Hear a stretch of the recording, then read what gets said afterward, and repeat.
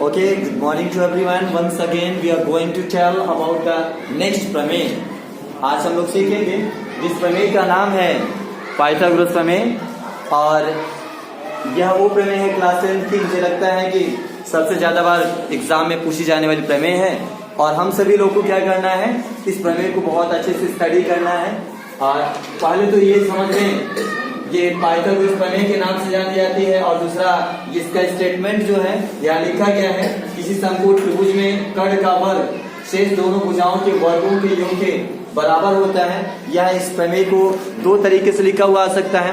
एक तो ये लिखा हुआ आ सकता है कि सिद्ध कीजिए, या पाइथागोरस प्रमेय को सिद्ध कीजिए, या तो पूरा स्टेटमेंट लिखा हुआ जैसा कि यहाँ लिखा गया है ऐसे आ सकता है कि किसी समकोण त्रिभुज के कर्ण का वर्ग शेष दोनों भुजाओं के वर्गों के योग के बराबर होता है। मतलब पूछने का जो सिस्टम है वो 2 टाइम्स हो सकता है, 2 स्टेप्स हो सकते हैं, many times of I think rules हो सकते हैं आस्किंग करने के।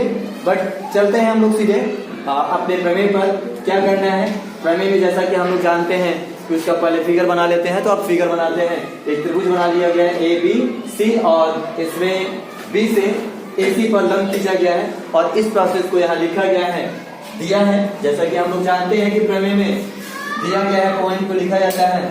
एक समकोण त्रिभुज ABC है जिसमें भुजा AC कर्ण है और शेष दोनों भुजाएं AB और BC है। यहाँ पे वैसे प्रतिबिंबित है कि AC कर्ण है और AB यहाँ पे AB और BC दोनों भुजाएं हैं। चलते हैं आगे, सिद्ध करना है। इसमें लिखा गया है क्या सिद्ध करना है कि त्रिभुज की समकोण त्रिभुज में कर्ण का वर्ग, कर्ण का मतलब AC का वर्ग, जो यहाँ पे लिखा गया AC का वर्ग जो होना चाहिए AB का स्क्वायर प्लस BC के स्क्वायर के बराबर होता है। और इसी को हम लोग को क्या करना है, सिद्ध करना है।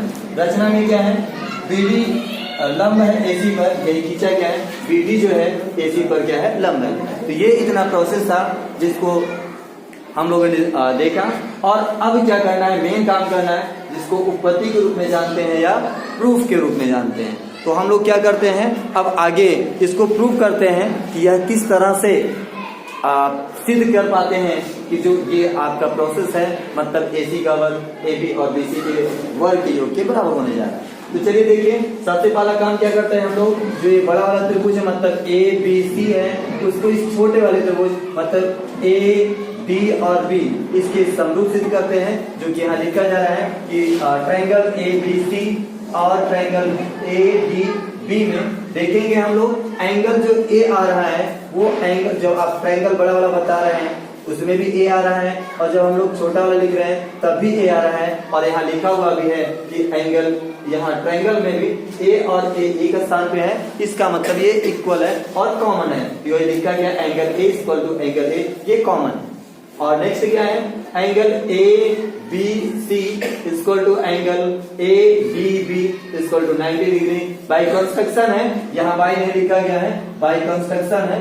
और इसके बाद क्या है, नेक्स्ट बस दो ही एंगल अगर आपके इक्वल होते हैं किसी भी ट्रायंगल, दो अलग अलग ट्रायंगल में, तो दोनों ट्रायंगल क्या होते हैं, सिमिलर हो जाते हैं, समरूप हो जाते हैं। ये वही लिखा गया कि ट्रायंगल ABC समरूप हो गया है ट्रायंगल ADB के।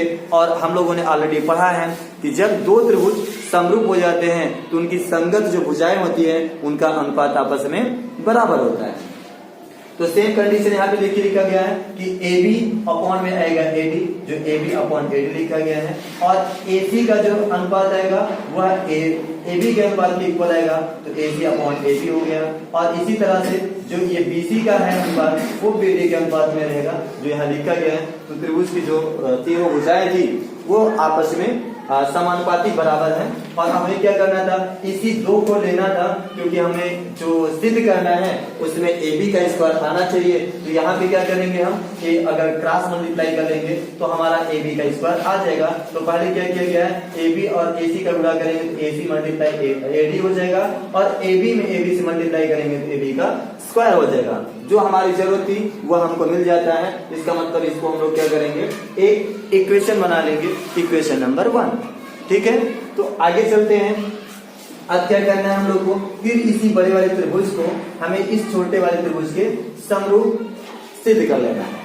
तो समरूप करने के लिए हम लोगों ने अभी जो देखा है, अब यहाँ से लिखा गया है, देखिए पुनः लिखा गया है ट्रायंगल ABC, मतलब वही बड़ा वाला ट्रायंगल है, और ट्रायंगल BDC, यहाँ BDC है, और लिखने का सिस्टम मैंने आपको बताया था कि अगर आप B मतलब 90 डिग्री को बीच में लिख रहे हैं, तो अगले वाले भी ट्रायंगल में आप कोशिश करेंगे और आपका जो D होना चाहिए वो बीच में आना चाहिए, जैसा कि यहाँ पे है, और C लास्ट में आ रहा है, तो छोटे वाले त्रिभुज में भी C लास्ट में आना चाहिए। दोनों सही प्लेस पे है, इसका मतलब हम लोगों ने सही लिखा है। अब क्या करते हैं, यहाँ पे जो C है वो दोनों में आ रहा है, मतलब बड़े वाले त्रिभुज में भी आ रहा है, इस छोटे वाले में आ रहा है, ये कॉमन हो जाएगा, जैसा कि यहाँ लिखा गया angle C equal to angle C। आगे हम चलते हैं, angle ABC equal to angle BDC equal to 90 degree. By construction आप जानते हैं समकोण त्रिभुज में ये B जो था वो 90 था, और जो यहाँ पे D है वो भी 90 है, और इसके बाद वो कंस्ट्रक्शन से हो गया, और इसका मतलब दोनों जो ट्रायंगल थे वो आपके क्या हो गए, सिमिलर लिखे गए। सिमिलर हो गए तो उनकी भुजाओं का अनुपात दिया गया। ये देखिए BC अपॉन में करेंगे तो DC आ जाएगा, और AC का अनुपात लगाएंगे तो BC के अनुपात में आएगा, और आगे तीसरे को भी लिख सकते थे, लेकिन हमें जितनी जरूरत है उतना लिख लिया गया है। अब क्या किया गया है, AB और BC और AC को मल्टीप्लाई कर दिया गया, और यहाँ BC को BC से मल्टीप्लाई कर देंगे तो BC स्क्वायर हो जाएगा, और ये आपका इक्वेशन नंबर 2 होगा।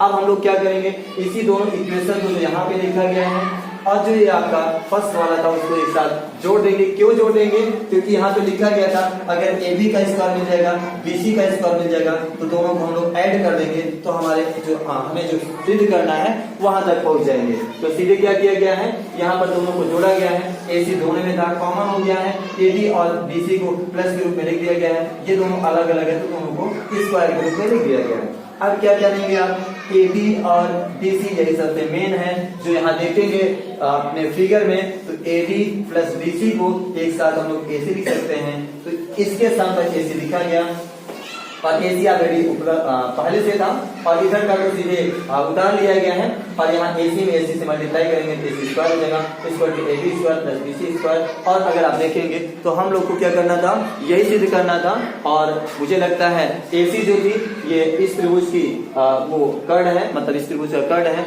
और AB जो आपका लंब है, और ये BC आधार है। तो ये हमें सिद्ध करना था कि AC का स्क्वायर AB के स्क्वायर और BC के स्क्वायर के योग के बराबर होना चाहिए, और हम लोगों ने सिद्ध कर लिया है, और मुझे लगता है आप समझ पाए हैं, और नेक्स्ट टाइम हम लोग अगली प्रमेय को सीखेंगे।